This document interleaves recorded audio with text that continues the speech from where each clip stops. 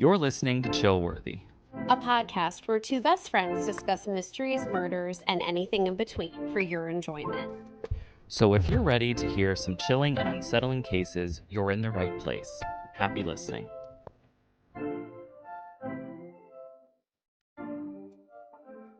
Hello, welcome back to another episode of Chillworthy with Brent and Talia. Hi, everybody. How are you doing today? I'm wonderful. How are Good. you? I'm all right. Okay. You know, The sun is the shining. sun is shining. What were you going to say? If I was gonna say, it kind of feels like spring, depending on the hour. Absolutely. That's a good way to say it. Yesterday was beautiful looking. I mean, I was outside for a lot of it, but it was so cold. So back cold. to winter. So. Yeah. So what books do you have to report on? I got a lot. Go ahead. All right. So I finished The Better Sister by Alifair Burke. Burke. I gave it 4 stars. It was very good. It's apparently a show. I don't know on what. Netflix, maybe? I'm not sure. Okay. Reese Witherspoon is in it and Jessica Biel. I think that's who's in it. Jessica Biel's definitely. Oh, no, not Reese Witherspoon. I'm so sorry. Jessica Biel, and I don't know who the other woman is. I forget her name. So one of the sisters' husbands gets killed. I'm not giving anything away. And the other sister essentially comes to like support her and help her through it as all that's going on in the investigation. It was very good, very suspenseful. A lot of characters, but nothing crazy. Like you could totally keep track. I shouldn't say a lot of characters, a decent amount of characters. It was fine. But I really liked it. And I was surprised by the end, which you know I love. I also read Lost Lambs by Madeline Cash. I had started that when we met last, and I just finished that one. It was funny. I don't think it's for everybody. There was a book I read, I think last year, called All Fours by Miranda. I don't remember what her last name is. That was a wild ride kind of book with like one woman and her kind of not having a nervous breakdown exactly, but like just... Well, I guess maybe it could be called that. Just life was shifting in a lot of ways for her, but it was a wild book. Like the content was just insane. Lost Lambs kind of reminded me of that a little bit. Like this is about a family, the Flynns. They have 3 daughters. I'm not giving anything away with what I'm about to say. But the parents, Bud and Catherine, like start an open marriage. Bud is not like necessarily keen on this at first. Bud. Quiet, bud. And things just kind of snowball within the family. Like all the 3 girls, they're like 12, 15, and 17, I think. They're all hilarious without meaning to be. There's like issues with all of these girls that you see. Like, not to say that the open marriage concept is what started to snowball them as a family, but like there's just a lot, and you're like, just when you think the book can't get any weirder, it does get weirder, and it's so funny. And this is the book that I was so excited for. It's a debut author, and this book was just released this year, and there was like so much like discussion about it coming out, and people were so excited for it. It was supposed to be amazing, so it was hard to get. Like I had to wait a little bit through the library, but I forget. I did say the author, Madeline Cash. Oh yes. Yeah. And then lastly, I finished The Names by Florence Knapp, K-N-A-P-P. God rest her soul. This book was so fantastic. Oh, wait, hold on. Lost Lambs, I gave 4 stars, by the way. The Names that I'm talking about now, I gave 5. This book was 5 right out of the gate, and I was curious if it was going to end up going down to a 4. No, it stayed at a 5. It was fantastic. I told you about this one and you said like the concept intrigued you. So it's a woman who has a baby boy and a 9-year-old little girl. Oh, yes. Yes. And she like shoots off different life. Right. Yes, like she is yes. supposed to be going to the registrar's office. It takes place in England to register the baby's name. And so the book goes through a span of 30 years in like 7-year increments of this baby being called 3 different names, and how like, you know, over the 30 years, what happens to all of these characters. And it was so freaking well done. major trigger warning for people. It is very heavy with domestic violence. But it was so well done. Like, actually, I'm pretty sure it was last weekend when you called me and I was crying. Oh, yes. Yes. I answered the phone. I'm crying. And Brent's like, what the hell is going on? What are you doing? I said, reading my book. Right. You said I was sick. It was just, it was fantastic. It was so well done. I can't say enough good about it, but definitely a heavy read. But so like hopeful and just, it's one of those, like, I haven't stopped thinking about it. I keep thinking about like it's fantastic. It's fantastic. All right. Well, you heard it here first. So I'm currently reading Lost by Rachel Hardigan. It is Amelia Earhart's 3 Mysterious Deaths and 1 Extraordinary Life. So it explores so a writer for National Geographic is the author. I'm sorry? What was that you just said? I just funny looked at something face. on the... I see. On the ceiling. Maybe I thought you looked bored. No. Tell me more about National Geographic.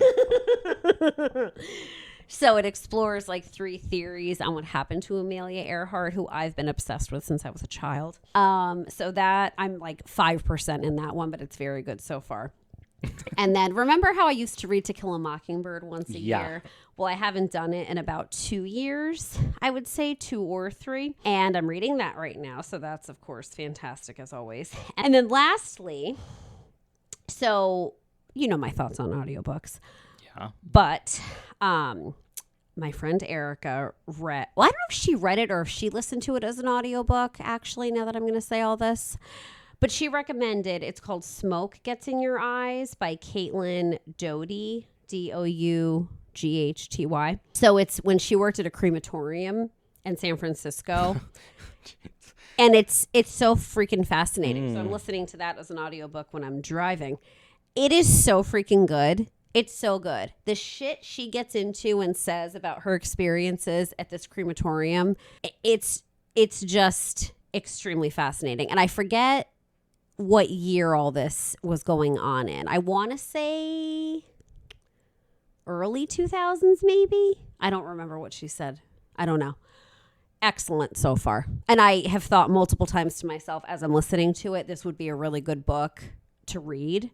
So I'm like, not sad that I'm not reading it. I do enjoy it as an audiobook, but I just think it would be good as both because the author narrates the audiobook. Yeah. But she's very funny. She's super sarcastic, like things that are clearly very heavy in this book. She's very good, like putting this like lighthearted spin on it. And it's very good. It's excellent. I'm glad you're enjoying it. Thank you. Oh, and I have a show to mention. Did you ever read anything by Patricia Cornwell? No. So Ashley has read some of her books, and I guess they're like mysteries. She's a medical examiner. Or sorry, not Patricia. These books are about Dr. Kay Scarpetta, who's a medical examiner. Mm-hmm. And it's like different murders and stuff. So Prime just released a show called Scarpetta about this woman. And based off the books, we started it last night. I had to close my eyes several times. It's about a serial killer. Oh, boy. He's breaking and busting into homes. These poor women it's not good. Like I said, I had to close my eyes. Definitely not for you. Right. But I hung in there. I'm very sucked in. I think it's Nicole Kidman is Dr. Scarpetta. And Jamie Lee Curtis is her like psychotic sister. I do like Jamie Lee Curtis. Oh my God. Did you watch Bear with Jamie Lee in it? No. My mom did. Ashley, I think, finished it. I didn't finish it, but it was good. But she's nuts in that too. And this character she plays in Scarpetta is similar to the character in Bear. Oh my God. She's fantastic. She is so off the deep end. Excellent acting. I would love to watch a crossover where like she and Nev Campbell, you know, because they're both final girls. Legends. Absolutely. You know, like I would love to watch where Michael and the Scream Man are both coming at them. Like, you know, like a funny, Face. campy thing, yes. Well, yes. A nice family movie. Well, in terms of no, I did not read any books, but in terms of horror / shows, I did binge watch The Beauty on Netflix. What is- Not Netflix, on Hulu, but it's on FX. Okay. It's by the same guy who does American Horror Story. Wow. He's very good. Good at what he does. And I didn't exactly know really what it was going to be. It stars Evan Peters. Oh, I love him. That's Lobster Claw Boy. You got it. Yes. And Ashton Kutcher. I could take him or leave him. And it's basically like the premise of the show is like this like scientist develops a drug, which is an injection that basically reformats your entire DNA to make you like the perfect specimen for like your DNA. So like not everybody looks the same after taking it, but everybody is like mega hot. That's the point. That's the only point. And so like they develop this thing, and like this one billionaire is like in charge of it. He takes it. He's like in his 70s, and then he is the one that becomes Ashton Kutcher. Oh, wow. So it's like anti-aging and all of this stuff. But like as the show goes on, there's obviously a bunch of things because the FBI is trying to figure this out. That's where Evan Peters comes in. He's like, he and his partner are trying to understand, because, and this again isn't like the first episode, so it's not like spoiling anything, but a side effect of this is that after 2 years, 2 or 3. After 2 years, you basically explode because Not what I thought you were going to say. It like you like spontaneously combust, and they're trying to figure out how to stop that from happening. I was just going to say, and why is this happening? You become extremely violent, and then you like spontaneously combust. So it was a wild kind. It's very gross. The transformation is super gross. Why? Just cause. Well, just because of how it is, you go into like a cocoon, and so like a little your sci-fi-ish. bones break, and it's just it's gross. But but then they have like, that's the pharmaceutical version. The street version is, it does also transmit sexually. What does that mean? Like if somebody I know what you're saying, and has sex with someone else, they get infected as well. But it's like the street version, so it's like a more unpredictable than even the pharmaceutical version and stuff. So it's the show The Beauty. I would definitely recommend it. It kept my attention. I mean, it'll definitely make you feel like shit, but it definitely held my attention. Right. I mean, the actors, I don't care so much for about the actresses. They're all pretty, keep in mind. But, I mean, the actors are, like, out of this world because they do change them completely. They're not the same actor. Oh, that's right. You said that. With So the whole Ashton Kutcher thing. Yes. So, like, they'll start with somebody who's fine, keep in mind. But then when they upgrade them, they're in a whole nother level. But anyway, and then I did watch 2 other horror movies yesterday. One of them, I brought this up to you many, many months ago because it was like a movie I was like, oh, we should watch this because it has both of our triggers in it. It was the serial killer and the shark who feeds them to the sharks. So I don't even think it ever made it to the movies, though. I think it was on Shudder. What's that? It's like a horror movie platform. But then it got released on like Hulu or Prime or something. I don't know where I watched it, but some parts were kind of unbelievable. But for the most part, I would still say it was good. Like, and he was definitely a serial killer. It took place in Australia, and he would abduct women mainly and tie them up like in his boat and keep them there until nighttime, when he would then chum the waters and like put them in like a harness that he would like lift them up, push, dangle them out, and then drop them only halfway in the water so that the sharks would like eat them up. And basically. That's how he killed these women. Mm-hmm. And he would videotape it. So It's a pretty out there concept. it's out there. Yeah. So that was that one. That was called Dangerous Animals. And then the other one I watched was called Immaculate, which was with Sydney Sweeney. I don't know who that is. She's just an actress. But that one was like she was a nun who went to a convent in Italy where like it's not all on the up and up. And like, you know, just was not a good place. Like scary people were around there and doing scary things, and you know. Would you recommend it? I mean, I almost turned it off, but then once it started cooking, yeah, I was fine with it at that point. But it took a little while to get there, to get moving. But once it was going, it was good. Like, and you know, and it gross by the end. Yeah. So.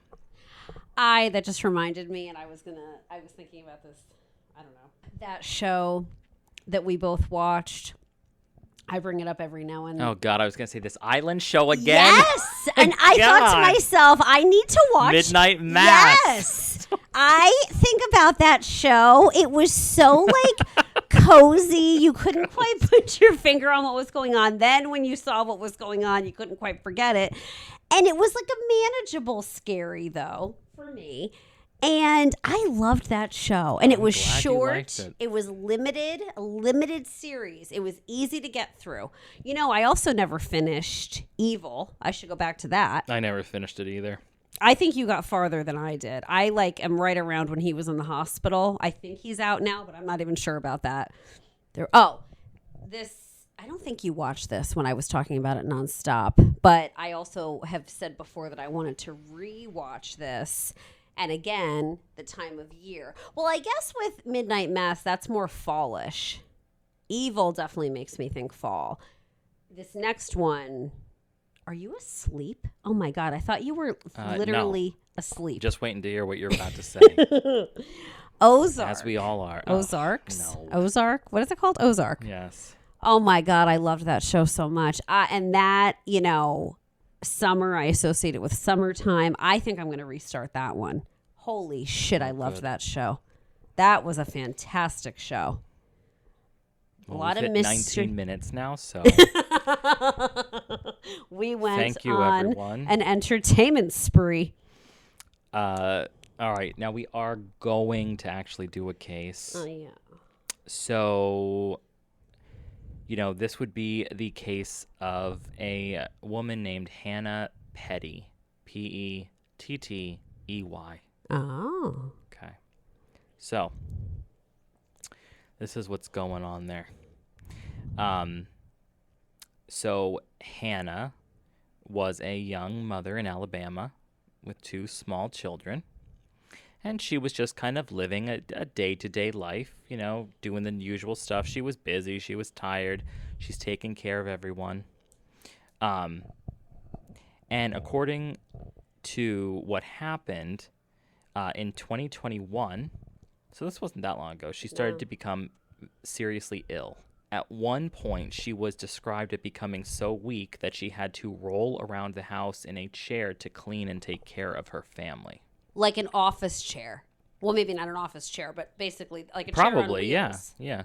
In regards to this case, it feels very non-crime-ish because there is no thing that starts us off with a bang.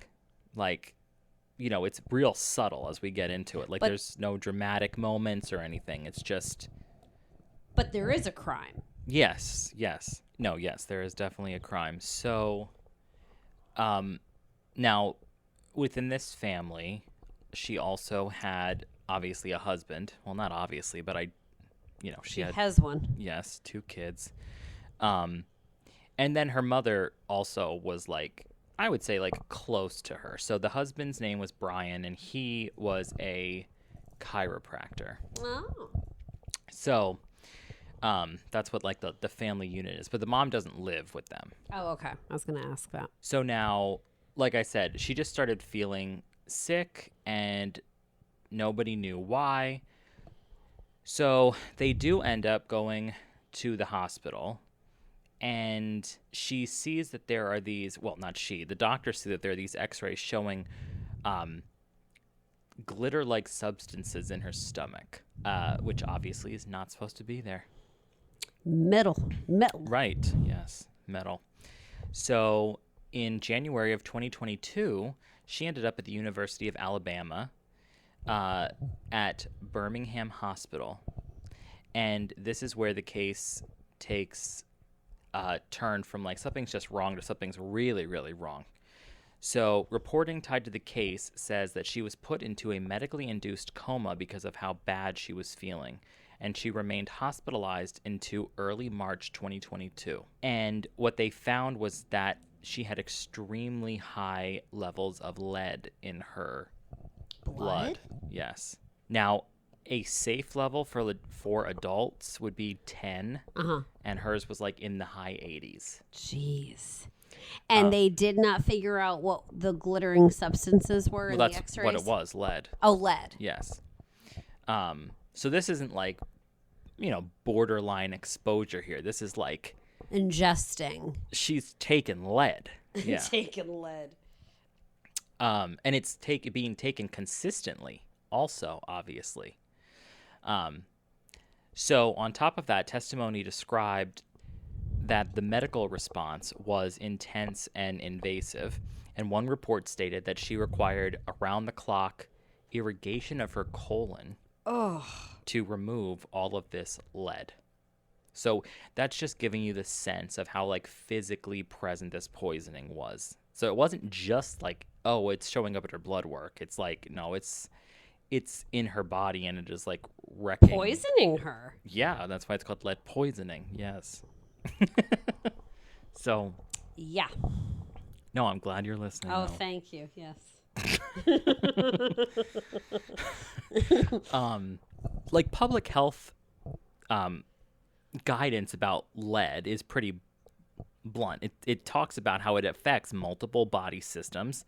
There is no known level of lead exposure that is considered harmless. So, like I said, where 10 is like safe doesn't mean you want lead, though. Right. This isn't like iron. That's the that's the thing in like paint, right? That's like an issue. Lead paint, yeah. Yes. Lead-based paint, yes. Yeah. So severe lead poisoning can cause catastrophic neurological effects, including convulsions and even death, and is considered preventable when the source is identified and the exposure ends. But nobody knew where the hell this lead was coming from. Right. How she had so much of it in her system. And were her family members in the house tested as well to see if this was like an environment? I'm assuming this was not environmental, but at the time they didn't know that. So were they testing the kids? No, I don't think they were tested because nobody else was sick. Right. At all. Right. And she was sick for a while. Yeah. So so if you're her family at this point, you're hearing these two things that like this is lead, but then you're also saying, how does an adult woman accidentally wind up with so much lead in her system? When she went to the hospital and then this was first discovered, the doctors were like, of course, they also thought she had been poisoned, and they were really only looking at either the husband or the mother, because the mother was the one that brought her in. From what I saw here, the mom and husband did not get along very much, if at all, to the extent that when the mom took her daughter into the hospital, she texted the husband to say I want to say she texted the husband to say she was put in an induced coma, so she's not going to be answering any of your messages. Like if you are like trying to get an update or whatever, it's like she's not going to be the one answering you. And he didn't even answer the mother. So that just shows you their relationship. Quite contentious. Yes.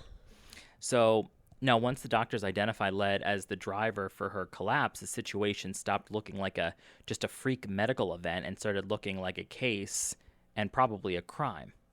So if someone is severely poisoned, you have either two broad categories, and you brought up one already. Like, could it be an accidental environmental source? Yeah. Or could it be a deliberate act I guess potentially by this person. I guess if they're trying to hurt themselves, but that would be a I know what really you're slow saying. way of doing Yeah. it. Or by someone else. So investigators, prosecutors, and the defense then at this point, because like people are trying to figure out what is the explanation here. So basically what happened was that people started, of course, looking into both the mother and the husband. And one of the things that was very fishy, it got fishier as they continued to ask the husband about this. But at one point, I guess Hannah was able to, like, I don't know if this was before the induced coma or after, one of the two, but they were speaking to her, and she had said that, she did take special supplements that her husband would give her every night, every single night. And what were they supposed to do for her? And what did he do for a living again? They were vitamins. What's a chiropractor. Chiropractor, yes. Vitamins. Yes. And she did state a couple of times, like there were times where she almost couldn't swallow because of how her body was not, the muscles weren't working. Like her her nerves and stuff, like things were not working. But he insisted that she needs the vitamins. Take these vitamins. I think ding, ding, ding. We have our winner. Perhaps. It was also, but the doctors were asking him, well, what vitamins were these? And they requested multiple times he bring them in. He would never bring them in. He would only take a picture of the bottle, which looked like a normal vitamin bottle, but never actually bring them in. Yeah. And I guess no one forced him to bring them in either. Well, how could you, unless you're the police department, I suppose. Yeah. For evidence. So there was also reporting, as people were looking into this, that across 4 different, I guess, like life insurance companies. Oh, no. There was a total of $1.3 million that she had as her life insurance, that he, of course, as the husband, would be the primary beneficiary for. And it was always his contact information that were on these policies. Which would make sense. But to have multiple for her, I mean, I guess it would make sense. She has a living spouse. He would be the beneficiary and not the kids, who were, I'm sure, all underage. Did anyone talk to her either before or after the induced coma? Like, why do you have all these? And like, did he suggest this or? Well, she said that she'd never seen the policies before, but she did say an insurance agent testified that these policies were only signed electronically. So that's why she didn't see them. She never signed. He signed. Right, yes. How is that even possible? Who the hell knows? To get a policy out like that? I don't know.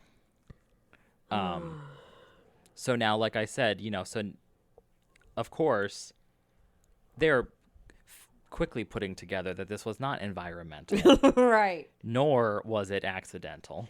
But also, I don't know. Why does anyone kill anyone? I was going to say, you're obviously trying to kill her. And I'm thinking, like, why would you drag it out like this for her to be tortured? But probably so it doesn't look like he did anything to her, that this is just some random thing happening. Right. So, if there's no obvious environmental source, then you start looking at who had access to her. And we already know who had access to her and who, in fact, was making her swallow pill after pill every single evening. Investigators had obtained a biological sample from the colonoscopy that she had done, and they wanted to test it against something because when they were checking out this man. Now, so this case is a little like convoluted because they did not know what was wrong with her, and she was hospitalized for months and months and months. She was in the hospital for months. Yes. So the husband had tons of time to, like, he didn't need to keep those pills around or anything. Like, I mean, by that point, he wasn't bringing her vitamins in the hospital, and he wasn't giving the doctors the vitamins to check either. So like months and months go by that he can get rid of any weird things and just go buy some Flintstone vitamins and put them by the bed. Call it a day. I loved those. I liked orange and red. Didn't we just talk about this? Maybe it was somebody else. So. I liked orange, or no. I liked grape and whatever the red was. I would assume cherry. Oh, I was going to say strawberry. I don't think so. Yeah, good call. I don't remember other colors besides orange. I don't really remember the colors. I just remember the people. I liked Wilma. I was just going to say that. Fred was fine. Whatever. Anyway. Barney, anticlimactic. Wait a minute. Betty was fine. But her health would have improved if she's in the hospital for months, no longer being poisoned, or it took such a toll on her organs. It took one hell of a toll on. She did not die, by the way. Okay. I mean, no, she did not die.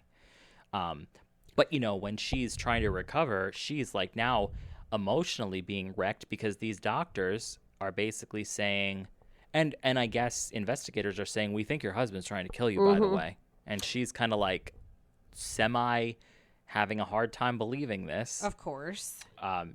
So that was a very difficult situation for her. Yeah, just not an easy recovery at all. Okay. So what they ended up doing was, and I forget who it was I don't know if it was someone who worked for the husband or a neighbor or something, but somebody came across in the husband's office that the walls were all like lead was everywhere at this place. It was like, I don't know if it was under the paint or if it was part of like the building structure, but like lead is super easy to like scrape off. Like if you have something sharp, you can just, like a pencil shaving, just scrape it, and it's not like what's it called? Like a steel, you know what I mean? Right. So like you can get shavings of it. Huh. So these people wanted to take the lead that was found from the colonoscopy and test it to see whether it matched lead recovered from the inside of the walls of the husband's office. But the police chief testified that he had not yet found a forensic scientist to do this test. I actually don't think they ever tested that. Wow. And for however this came out, that there was all this abundance of lead in his office, and the chief couldn't find anyone? What does that I'm even just mean? reporting. Now, I was watching a documentary on this, and they did show how extremely easy it would be for somebody to take vitamin capsules, open them up, dump them out, get a scraping of lead, and just pop them inside the capsule, especially if it's not a clear capsule. Well, I was just going to say, wouldn't she have noticed something? Because I was thinking he was taking some sort of capsule that had like a powder substance in it, put the lead in with it, so it's kind of, masked a little bit, that she wouldn't necessarily see the glimmer and shimmer. But yeah, you're right. If it's not clear, anything goes, man. Exactly. So, now eventually, Brian, the chiropractor, was arrested. Wow. On September 2nd of 2022 in connection with the allegations of the fact that he was intentionally poisoning his wife. People are... It's insane. And the fact that he kept giving her something to make her better, that's like some Lifetime movie stuff. Absolutely. Did it say, obviously there's no excuse for doing this to someone? I was going to ask, what was the nature of their marriage? Do we know, were things really rough for a while? I don't think, from what that documentary said, it did not seem like it was very rough, but she, at the end of it, was directly asked if she thought her husband had ever loved her, and she said, no, I guess it was only real for me, which, of course, again, is just crazy. Now, when he was arrested, some of the conditions were there were bond conditions. So, which meant he could not have contact with his wife. Mm-hmm. Or the kids, or how did I that didn't work? specifically say that, but I mean, I think that's pretty Oh, I don't want them poisoned a next. pretty good concept. He also, I think, had to wear like some type of electric monitoring. Wow. And the case moved through years of pretrial litigation and family court conflict, like Because of were happening custody. at the same time. So the trial takes place in June of 2025. Wow. That was recently in Morgan County. Wow. And the verdict came down on June 12th, 2025. Even more recently. Local reporting described both families. They were crying in court, and Hannah, of course, was there. She was stepping out of the room emotionally when the guilty verdict was read, saying she did not expect to have this kind of reaction. Guilty. So the jury deliberated for nearly 3 hours across 2 days. The conviction was followed by sentencing on August 27th, 2025. Pretty quick sentencing. A local report stated the sentence was life in prison with the possibility of parole. Prosecutors argued that this was not a single mistake. Well, yeah. Well, and actually, do we know, is there any estimate of how long he was giving this to her? Did she? I don't know. I mean, Yeah. I think it was to get that amount in her system. So high. Yeah, that's going to take a while. Wow. Because she's not taking like 12 vitamins a day. Exactly. And I mean, the size of vitamin caplets, like that can't be, He's not like he doesn't have a lot to be slamming in there. Well, and I feel like he was trying to be methodical to not overdose her and kill her. Like he wanted this to be a slow burn, if you will. It certainly was. So like I said, prosecutor argued that it wasn't a single mistake, but it was like a daily decision to continue to try to kill her. The husband did not speak at the sentencing. Did he cry? Was he emotional I at don't all? have that information. Okay. But he didn't speak. Fine. The judge noted that he had seen a lot in his years on the bench and said he had never seen a defendant snicker before during closing arguments. Wow. What a bastard. Snickering. Like he has anything to That snicker evoked about. emotion within you. He also had asked the judge the judge asked to be notified if the defendant ever comes up for parole so he could personally travel to oppose it. Wow. So yeah, he probably was a bastard for Yes. sure. Well, obviously he was. Yes, but I'm also saying like a smug bastard, right. an arrogant bastard. He is probably crying in his effing cornflakes that he didn't kill her, that he didn't pull it off. And like, dude, you're a sick ticket. Just divorce her. Like, why are you poisoning Well, he wanted the her? money. What'd you say? He wanted the money. Oh yeah. The life Even I can answer that for you. the life insurance. I was gonna say, how'd you know that that's what he wanted? Oh my god, I forgot that part. But even that, like, what are you gonna go do with it? Oh, what a weirdo. So then in October of 2025, reporting said a motion for acquittal and a new trial was denied. Good. And that the defense planned to appeal yet again, arguing the state did not prove beyond a reasonable doubt that he had tried to commit murder and instead only proved that she had suffered lead poisoning. I see. Well, I mean, I guess because nobody's double checking that. Like I said, he had all that time. So That's a good. there was nothing to cross-reference anymore. There was no vitamin pills left. So, like, yeah, good for him. He had lead in his office, but okay. But, yeah.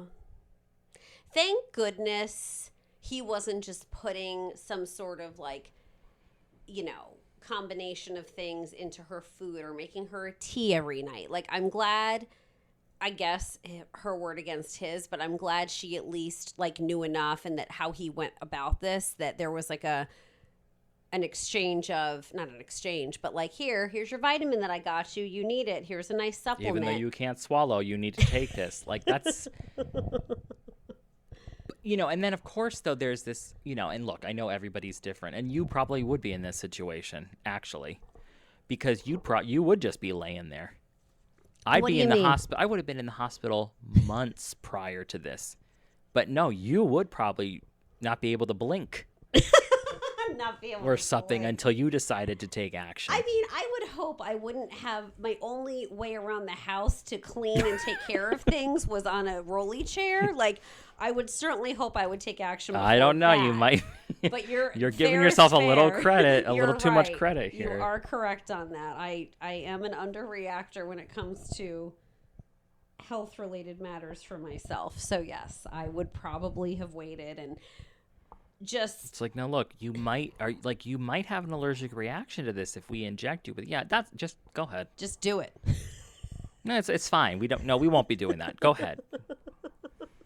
I mean, I do have like an EpiPen. No, we won't be. I don't needing that. want it. I will never use it.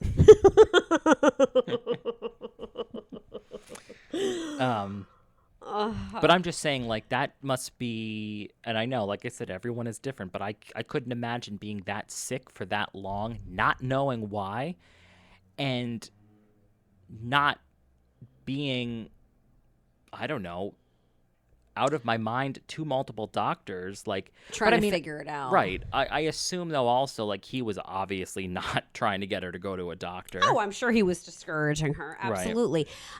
It makes me wonder if on some level, like, I don't know. I feel like whenever you have like a health change, I'd imagine most people kind of, you go through your inventory of like, has anything changed? Am I doing anything differently? Did I stop or start something? Like, you kind of go through that mentally.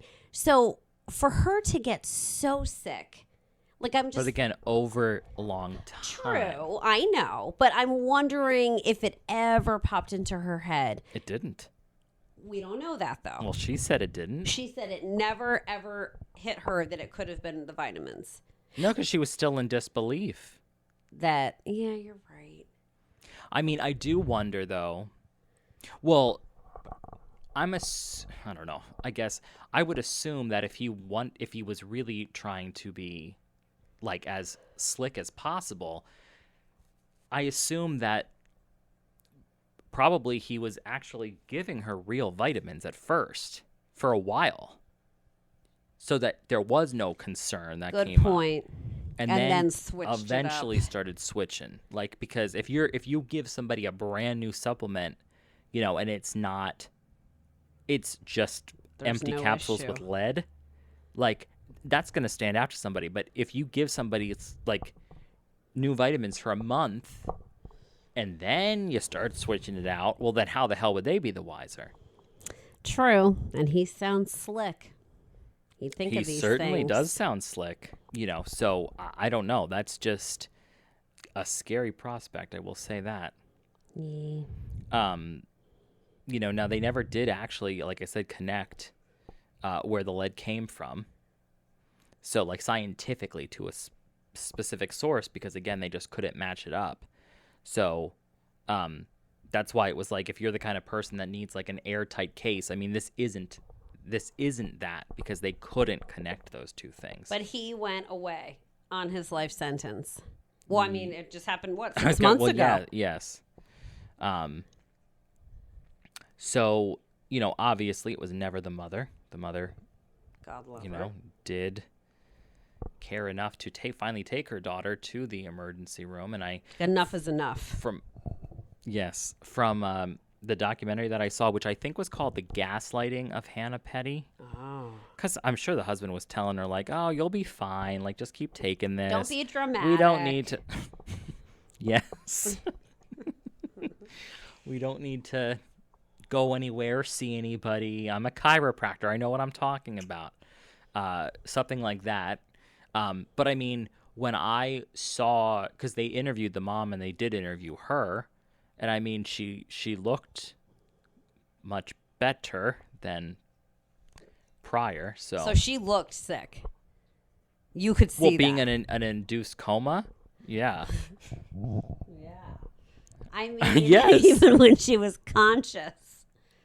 I don't know if they even showed pictures of her in the hospital. I'm saying when they were interviewing her, you wouldn't know she had been on death's doorstep. Yes, is what fine. I'm saying. Thank you. But it wasn't a very involved case. I'm sorry to say. That's my reporting on it. That's what it is. But I'm happy she did not die, obviously. And that he suffered the consequences, man. You gotta go. You're gonna do that kind of shit, you gotta go.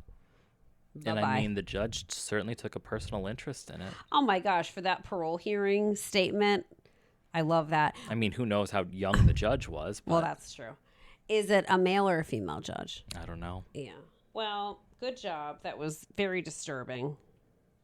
Yeah, it wasn't like our typical, like, the head was found in the freezer, but, Right. you know. A canal. Right, or a ravine. Yes. We like the ravines, but, hypothermia was mentioned, none of that stuff, but no waiting to true crime report. can happen in all forms. Absolutely. So, all right, everybody. As always, we thank you for sitting with us and listening. Yeah. We hope everybody had a nice time, although sad stories. Absolutely. So, That's how it goes. but guess we'll be back with another sad story next time. Yep. Anyway, well, until that happens, everyone, Stay safe. stay chill. Bye, everybody. Thank you, everyone. Bye.